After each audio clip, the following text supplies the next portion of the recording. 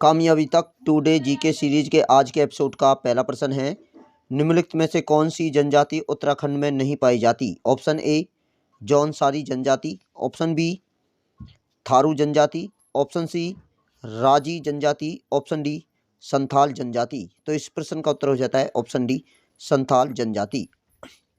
उत्तराखंड में कुल 5 जनजातियां पाई जाती हैं।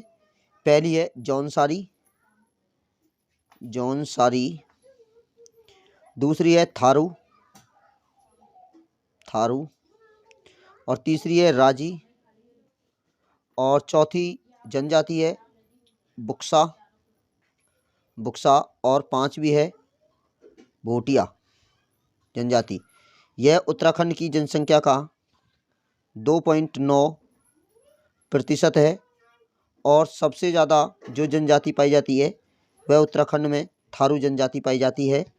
और तो हमारे इस प्रश्न का जो उत्तर होता है वो होता है ऑप्शन डी संथाल जनजाति, उत्तराखंड में नहीं पाई जाती।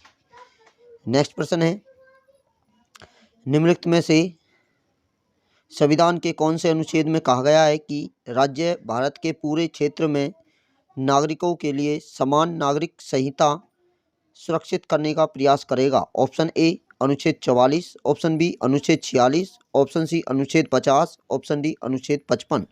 तो इस प्रश्न का उत्तर हो जाता है ऑप्शन ए अनुच्छेद 44। समान नागरिकता संहिता संविधान के नीति निर्देशक तत्व जो संविधान के भाग 4 में सम्मिलित हैं और इनका जो वर्णन किया गया है संविधान के भाग 4 में किया गया है। अनुच्छेद 36 से लेकर 51 तक इनका वर्णन किया गया है। नीति निर्देश तत्व आयरलैंड से लिए गए हैं।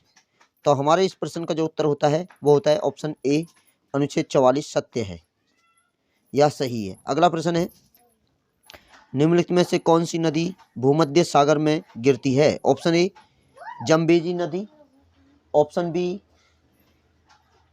मैबोमो नदी, ऑप्शन सी नील नदी, ऑप्शन डी कांगो नदी। तो इस प्रश्न का उत्तर हो जाता है ऑप्शन सी नील नदी। नील नदी अफ्रीका में बहने वाली नदी है और यह भूमध्य सागर में जाकर गिरती है। तो इस प्रकार हमारे इस प्रश्न का जो उत्तर होता है ऑप्शन सी नील नदी सही होता है। नेक्स्ट है, निम्नलिखित में से किस जिले में एथिक्स कॉन्क्लेव 31 जनवरी से 6 फरवरी 2024 को आयोजित किए जाएंगे? ऑप्शन ए फरीदाबाद और हिसार, ऑप्शन बी करनाल और पंचकुला, ऑप्शन सी रोहतक और सिरसा, ऑप्शन डी पानीपत और रेवाड़ी। तो इस प्रश्न का उत्तर हो जाता है ऑप्शन बी करनाल और पंचकुला। एथिक्स कॉन्क्लेव 31 जनवरी से लेकर 6 फरवरी तक पंचकुला और करनाल में आयोजित किया जाएगा। यह मिशन कर्मयोगी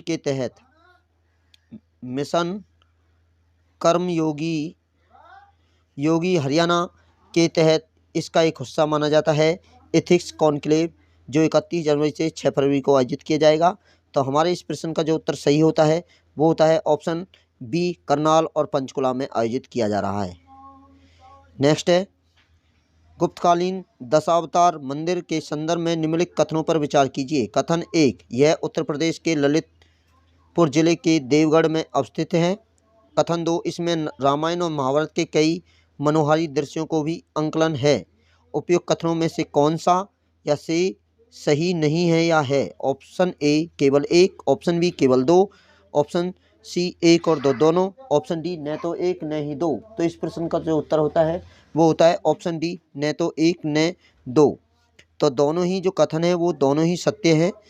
तो उत्तर प्रदेश के ललितपुर जिले के देवगढ़ में स्थित है गुप्तकालीन दशावतार मंदिर और इसमें रामायण और महाभारत के कई मनोहारी दृश्यों को आकलन किया गया है। तो नेक्स्ट प्रश्न है हमारे, कथा सरित सागर की रचना किसने की थी? Option A Somadeva, option B Kshemendra, option C Hemachandra, option D Gunadhya. तो इस प्रश्न का उत्तर हो जाता है ऑप्शन ए सोमदेव। कथा सरित सागर संस्कृत का एक महान ग्रंथ माना जाता है, जिसे कश्मीर के नरेश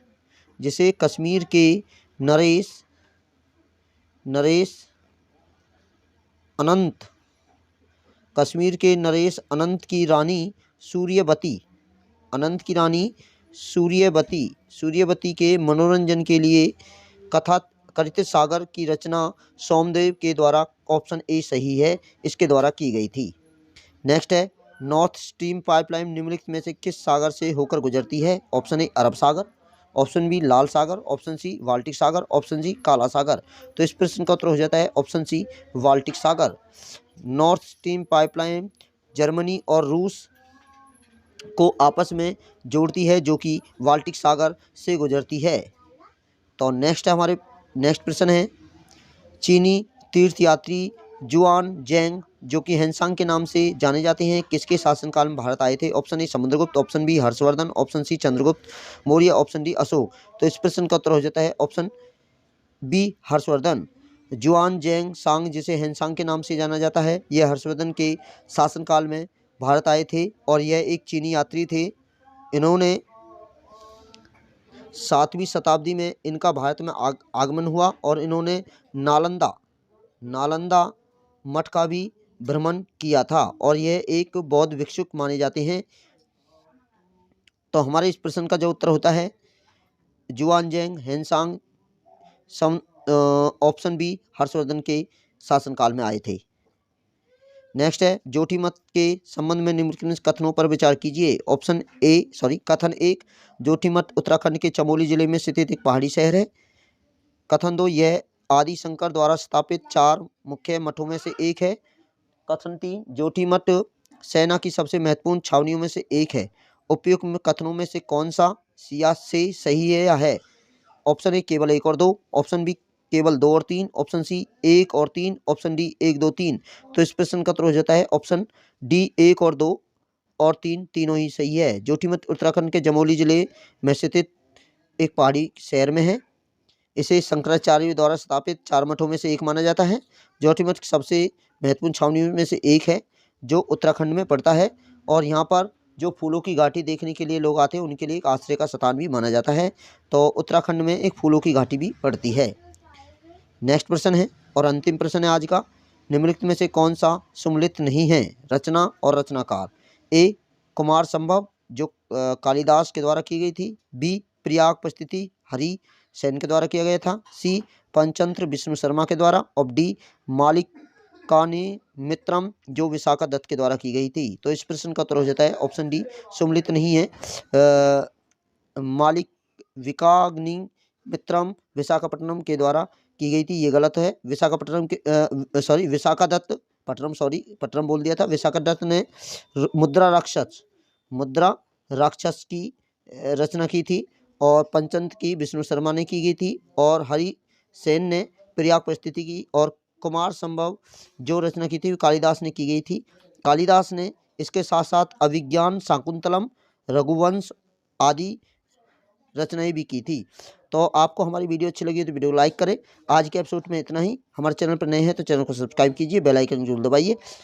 डेली नए प्रश्नों के साथ कामयाबी तक यूट्यूब चैनल को सब्सक्राइब कीजिए और बेल आइकन जरूर दबाइए। आज के एपिसोड में इतना ही। जय हिंद, जय भारत।